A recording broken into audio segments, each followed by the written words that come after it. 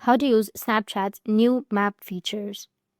So if you want to use Snapchat's new mapped features, then what you need to do is first you need to open up your Snapchat application.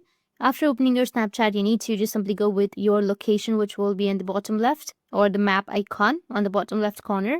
Now on the map, you'll see a Bitmoji showing what you're doing. It can show if you are listening to music, sleeping, driving, flying, or walking.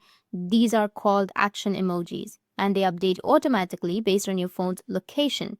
Make sure to turn on your location, go with settings, which will be in the top right, and then go with open settings, and then turn on your Snapchat location, enable the location.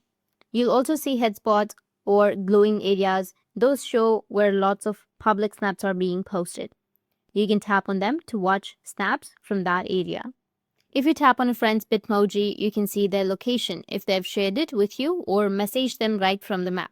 Now, if you have Snapchat Plus, you get extra features like setting a custom Bitmoji background, adding a pet or car next to your Bitmoji, and seeing a trail of where you've been on the map with the footprint feature.